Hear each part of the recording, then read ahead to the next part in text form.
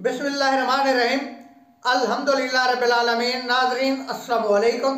आप देख रहे हैं नवाए शाहीन न्यूज़ चैनल और मैं हूं आपका होस्ट सलीम शाहीन।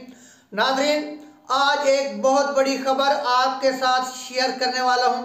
वैसे तो आपने बहुत बड़ी खबरें सुनी होंगी, कभी आपने इलेक्शन के हवाले से खबरें सुनी है, तो कभी आपने ये खबर सुनी है कि आसिफ अली जरदारी को सदर बना दिया गया है। लेकिन जो खबर आज मैं आपके साथ शेयर करने वाला हूं, ये बहुत बड़ी खबर है। इस खबर से सियासत के मैदान में भूचाल आने वाला है। जी हाँ, वो खबर ये है कि कप्तान से राब्ते शुरू हो चुके हैं। कप्तान को मुकम्मल ऑफर दे दी गई है। कप्तान को कहा गया है कि हम आपकी तमाम शर्त मानने को तैयार हैं और इसके लिए 3 दिन की मोहलत मांग ली गई है। इन 3 दिनों में एक बहुत बड़ी मीटिंग होने जा रही है जिसमें यह फैसला किया जाएगा कि कप्तान की कौन कौन सी शर्त माननी है। दूसरी तरफ कप्तान ने जो शर्त रखी है वो 3 है। कप्तान की पहली शर्त ये है कि फार्म 45 के मुताबिक इलेक्शन रिजल्ट तैयार किया जाए।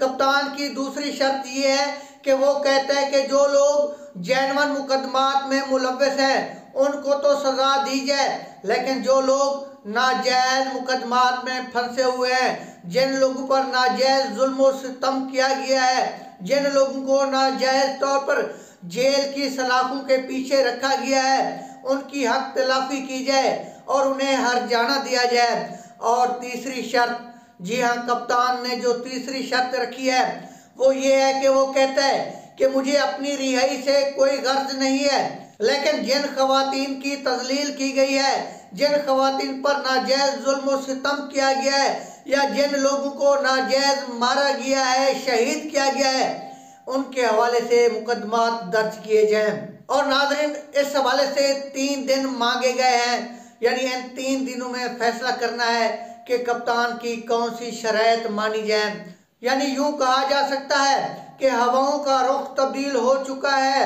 बहुत बड़ी तब्दीली आने वाली है। और आपको ये भी बताता चलूं कि अप्रैल के महीने में, जी हाँ, अप्रैल के महीने में पाकिस्तान पीपल्स पार्टी और मुस्लिम लीग नून में इख्तलाफात शुरू हो जाएंगे और नवंबर में इन 2 खानदानों में आखिरी लड़ाई होगी। उसके बाद नई हुकूमत आ सकती है। दूसरी तरफ आपको ये भी बताता चलूं कि जब से मियां नवाज शरीफ को ये इत्तला मिली है कि कप्तान से मुज़ाकरात शुरू हो चुके हैं, तो उस वक़्त से मियां नवाज शरीफ से बहुत ज़्यादा परेशान है।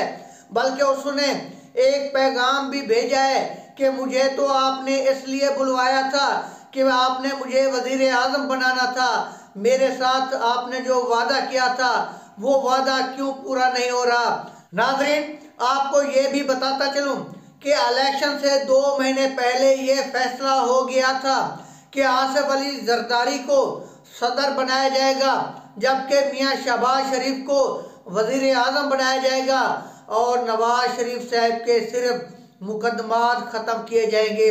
इस फैसले से मियां शहबाज शरीफ साहब भी वाकिफ थे, इस फैसले से आसिफ अली जरदारी भी वाकिफ थे, लेकिन नवाज शरीफ को इस हवाले से कानू कान भी खबर नहीं थी।